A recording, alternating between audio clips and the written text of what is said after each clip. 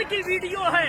3 गैर मुस्लिम लड़कों ने मिल करके कॉलेज से बच्ची को बुलाया और उसको मार करके स्कॉर्पियो में ले गया।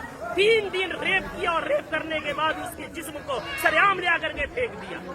आए दिन ये खबरें आ रही हैं। मैं पूछना चाहता हूँ, इसके पीछे के जिम्मेदार मुआशरे के हमारे और आप जैसे बेगैरत लोग नहीं है जो शादियों में, नाच गानों में, पैसों में आग लगा रहे।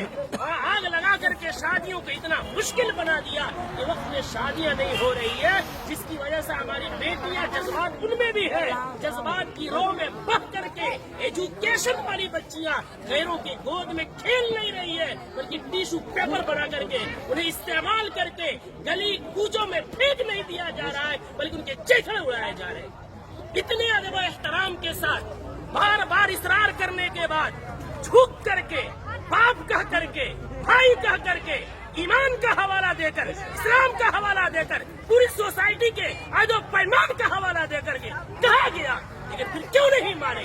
जुर्रत की बात है, हिम्मत की बात है। आखिर वो हिम्मत आई कहाँ से कि पूरा मुआशरा बाइकाट कर रहा है? आप नाच ला रहे हैं, चौक पे नचा रहे हैं, पूरा बस्ती इस गुनाह से बचना चाहता है। खुदा का खौफ खाए हम लोग, कल क़यामत में क्या मुंह दिखाएंगे? पूरे गांव में नचाते हुए लेकर आते हैं, मस्जिद के सामने से लेकर आते हैं, पूरे गांव में। ये क्या है? इसको जिद नहीं कहते हैं तो और क्या कहते हैं? इसको हठधर्मी नहीं कहते हैं तो क्या कहते हैं?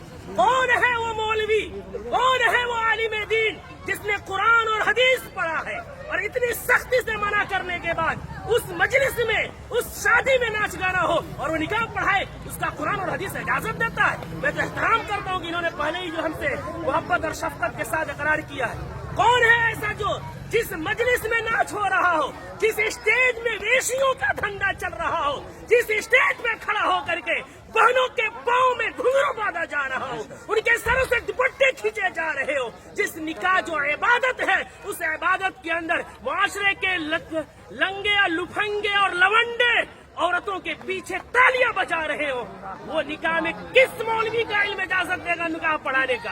कौन सी कुरान इजाजत देगी? कौन सी हदीस इजाजत देगी? यहाँ सब कलिमा पढ़ने वाले हैं। हम मरेंगे, रब के सामने हाजिर होंगे। दुनिया की बात छोड़े, हमें ये खौफ क्यों नहीं आता कि निकाह एक इबादत है, नमाज भी इबादत है। नमाज में अगर कोई गाना बजाए, नमाज का मजाक है। निकाह में कोई गाना बजाए, वो निकाह का मजाक नहीं तो क्या है? जो मौलवी कुरान की आयत पढ़ेंगे, उनका मजाक नहीं तो क्या है? हदीस पढ़ेंगे, उनको पैरों की ठोकरों में रखना नहीं है तो क्या है?